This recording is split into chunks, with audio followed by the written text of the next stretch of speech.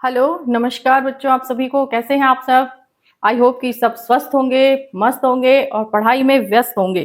ठीक है बेटा, तो चलो शुरू करते हैं अपनी क्लास। आज का जो टॉपिक है आपका वो सैयद वंश से संबंधित रहने वाला है। तो देखिए, 3 वंश हम पहले पढ़ चुके हैं। अगला है सैयद वंश। सैयद वंश जो है इसकी शुरुआत होती है 1414 से लेकर 1451 तक। ठीक है बेटा, तो देखिए सैयद वंश जो है तैमूर का एक सेना में व्यक्ति था जिसका नाम था खिज्र खां। उसका वफादार था वो, तो उसी को ही तैमूर ने क्या बना दिया, ये शासक नियुक्त किया भारत का। ठीक है, ये सल्तनत काल का। तो सल्तनत काल का जो शासक था खिज्र खां, सैयद वंश से संबंधित था ये खिज्र खां। ठीक है, इसको किसने यहाँ पर नियुक्त किया था, तैमूर ने। और ये कौन था, तैमूर की सेना में एक सैनिक के रूप में या अधिकारी के रूप में था। पहले ये इसका जो उपाधि दी हुई थी या फिर ये जहां नियुक्त था वो था मुल्तान का गवर्नर। मुल्तान का गवर्नर था। ठीक है बेटा, इसने रैयत ए आला की उपाधि इसको मिली थी।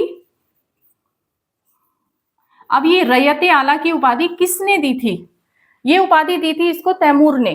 ठीक है, तो रैयत का मतलब क्या होता है, जागीरदारी। ठीक है बेटा, तो इसको ये उपाधि दी थी तैमूर ने। इसके अतिरिक्त ये जो है मुल्तान का गवर्नर था और इसने रोहतक पर अपना अधिकार जमाया। सबसे पहले रोहतक पर इसने अधिकार किया था। जब तैमूर का आक्रमण हुआ तो इसने रोहतक पर अधिकार किया था इस दौरान। ठीक है, ये क्या कहता था कि वो किसका वंशज है, पैगंबर का वंशज मानता था। पैगंबर का वंशज ये स्वयं को मानता था। ठीक है, और सिया मुसलमान था। ये सल्तनत काल में ये अकेला सिया मुसलमान था, ऐसा लिखा है। ठीक है, सिया धर्म से संबंधित था। ठीक है बेटा, ये हो गया आपका। तो ये सैयद वंश के जो खिज्र खां था, इसका जो कार्यकाल हम देखें तो ये 1414 से लेकर 1421 तक था। ठीक है बेटा, ये आप ध्यान रखिएगा। तो ये तो हो गया खिज्र खां से संबंधित। अगला जो आपका है वो है, अगला शासक इसका दूसरे नंबर का वो है मुबारक शाह।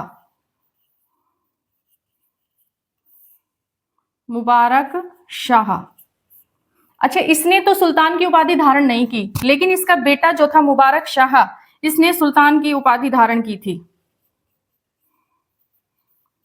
सल्तनत काल में सुल्तान की उपाधि धारण करने वाला पहला शासक सैयद वंश से संबंधित तो कौन सा होगा, ये होगा मुबारक शाह, जिसने की सुल्तान की उपाधि धारण की। इसके दरबार में एक कवि था, या फिर आप उसको इतिहासकार कह सकते हैं, अहमद सरहिंदी। अहमद सरहिंदी, इसको मिटाना पड़ेगा बेटा। तो देखिए मुबारक शाह के बारे में,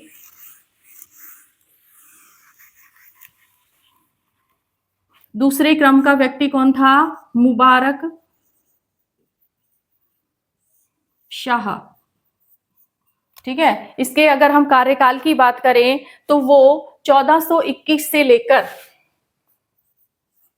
1434 तक इसका कार्यकाल माना जाता है। मुबारक शाह ने सुल्तान की उपाधि धारण की।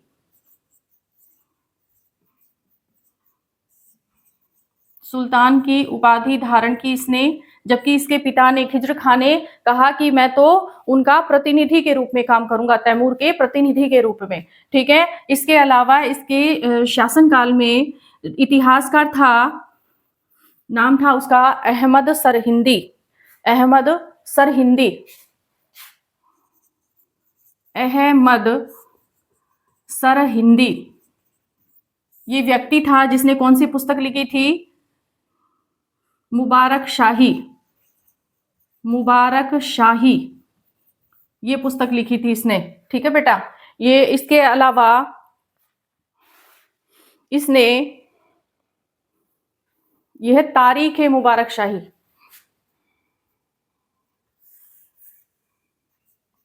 तारीख ए मुबारक शाही। मुबारक शाही ये ध्यान दे लेना बेटा। ठीक है बेटा। अगला इसमें क्या है कि इसने एक शहर बसाया था, नाम था मुबारकाबाद। मुबारकाबाद ये इसने एक शहर बसाया था। ठीक है। तो तीसरा जो इसका शासक था वो था मोहम्मद शाह। मोहम्मद शाह। इसका कार्यकाल भी 10 वर्षों का था, लेकिन कोई भी ऐसा महत्वपूर्ण इसने योगदान इतिहास में नहीं है। मोहम्मद शाह। मोहम्मद शाह। ठीक है। इसका जो कार्यकाल है वो है 1434 से 1444। कोई 43 भी इसमें लिखता है। ठीक है बेटा। 1444। अगला जो चौथे नंबर का है शासक वो है आलम शाह। आलम शाह। इसका जो कार्यकाल है वो 1444 या 43 से 1451 तक, यानी कि अंतिम शासक था ये सैयद वंश का। 1444 से 1451 तक आलम शाह। इसका जो नाम है वो एक अलाउद्दीन भी कहते हैं इसे। अलाउद्दीन। आलम शाह का एक और नाम था, इसको क्या कहते थे? अलाउद्दीन। ठीक है बेटा। ये अयोग्य शासक था।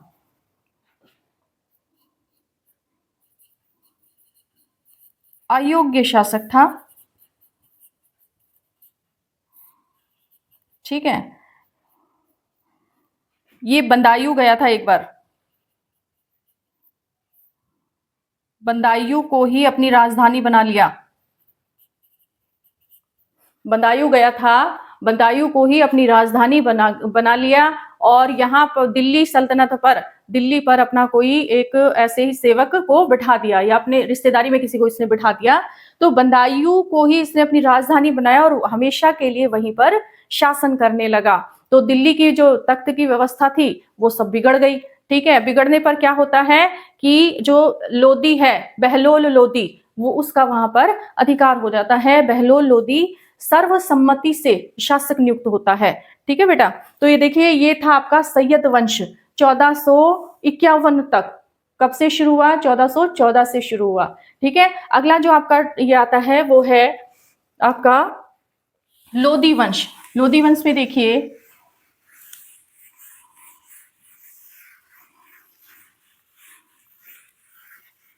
तुगलक वंश हो गया, सैयद वंश हो गया आपका।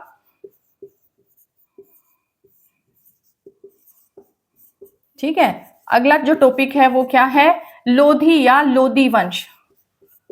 ठीक है। कहीं इसको लोधी भी लिखा होता है, कहीं लोदी भी लिखा होता है। तो लोधी वंश जो है, लोधी वंश, इसका जो कार्यकाल है वो शुरू होता है 1451 से 1451 से लेकर और 1526 तक। 1526 में ये समाप्त हो जाता है सल्तनत काल। तो देखिए, जो बहलोल लोदी है, बहलोल लोदी ये दिल्ली सल्तनत में था पहले। ठीक है। और ये सर्वसम्मति से शासक नियुक्त होता है।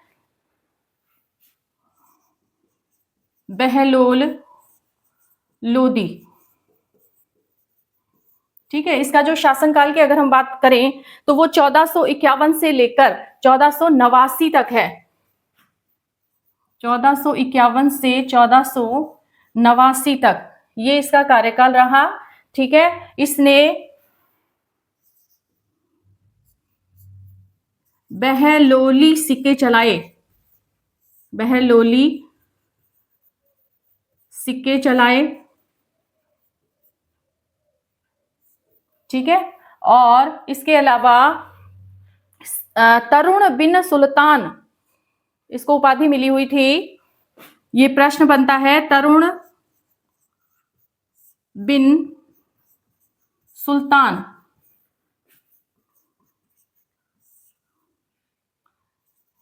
की उपाधि दी, ये उपाधि किसने दी थी इसको? मोहम्मद शाह ने दी थी। ठीक है, तरुण बिन सुल्तान की उपाधि इसको मोहम्मद शाह द्वारा दी गई थी। ठीक है, बहलोल सिक्के इसने चलाए। और इसके अलावा पहला अफगानी था जो दिल्ली सल्तनत के तख्त पर विराजमान हुआ, जो दिल्ली सल्तनत के तख्त पर बैठा। ठीक है,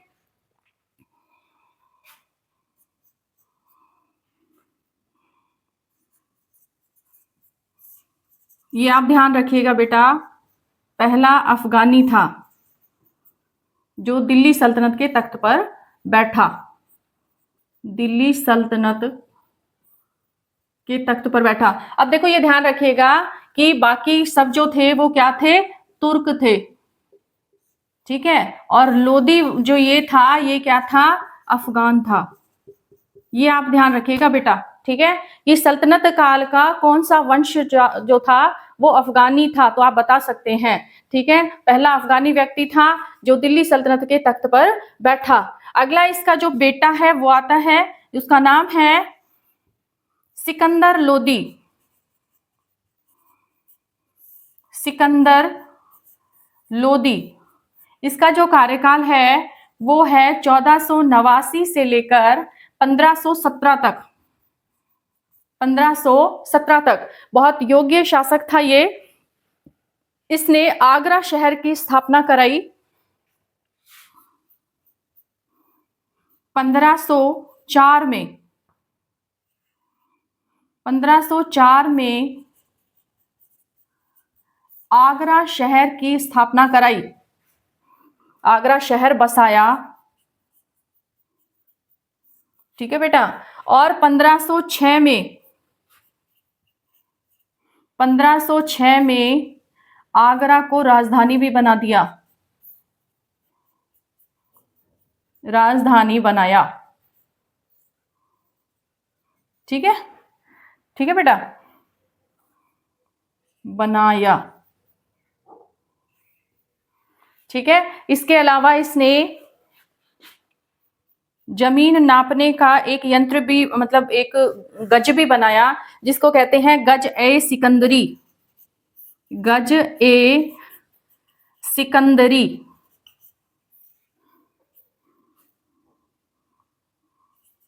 ठीक है, गज ए सिकंदरी का निर्माण किसने? इसी ने कराया था। ठीक है, इसके अलावा जमीन को मापने की इकाई है ये गज ए सिकंदरी। ठीक है, और ये गुलरुखी, ये कवि था एक, तो किस नाम से कविताएं लिखता था? गुलरुखी। गुलरुखी के नाम से कविताएं लिखता था। और गज ए सिकंदरी क्या है? जमीन को नापने का या मापने का पैमाना। ठीक है, ये है आपका ये सिकंदर लोदी से संबंधित। इसके अलावा देखिए, इसने एक मोठ मस्जिद का निर्माण कराया था, मोठ मस्जिद।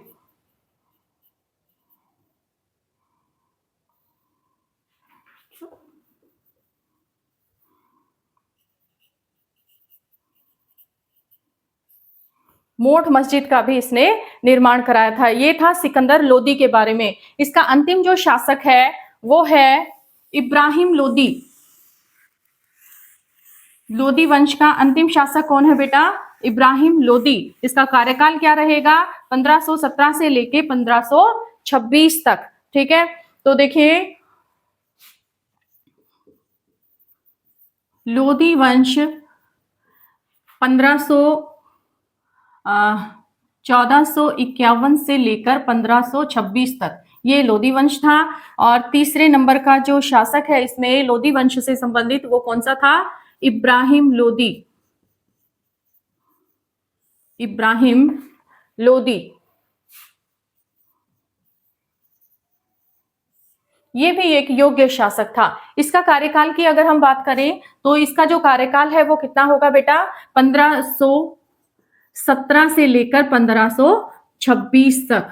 ठीक है, ये इसका कार्यकाल है। तो इब्राहिम लोदी जो है ये वही है जिसका युद्ध हुआ था पानीपत का। ठीक है, तो देखिए 21 अप्रैल को माना जाता है ये कि ये युद्ध कब हुआ था, 21 अप्रैल को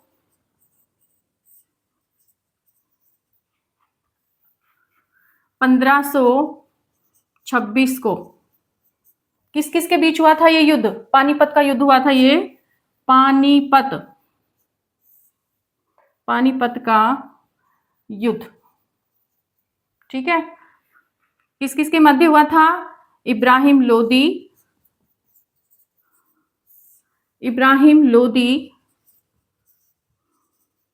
और बाबर के मध्य। किसके मध्य बेटा, बाबर के मध्य। और विजय किसको मिली थी, बाबर को। जीता कौन था, बाबर इसमें जीत गया था और इब्राहिम लोदी युद्ध में मर गया था। तो पूरे सल्तनत काल में युद्ध में मारे जाने वाला एकमात्र नेता शासक भी कौन था, इब्राहिम लोदी था। ठीक है बेटा, एक तो ये आप ध्यान रखिएगा। और इस युद्ध में पहली बार तोपों की जो शुरुआत हुई थी वो हुई थी। ठीक है, और इसमें मेवात क्षेत्र का एक गांव है पैत गांव, ये युद्ध क्षेत्र से संबंधित था। ठीक है बेटा, तो ये आप ध्यान रखिएगा। आपका सल्तनत काल पूरा कंप्लीट हो गया है और बाबर के आते ही ये जो शुरू कौन सा काल हो जाता है, ये मुगल काल। ठीक है, तो अगला जो हमारा टॉपिक होगा वो किससे संबंधित होगा, मुगल काल से संबंधित होगा। ठीक है बेटा, आई होप कि आपको क्लास अच्छी लगी होगी। ठीक है, यदि कोई भी प्रॉब्लम हो तो आप मुझसे कमेंट में पूछें जरूर। ठीक है बेटा, मिलते हैं अगली क्लास में। ठीक है।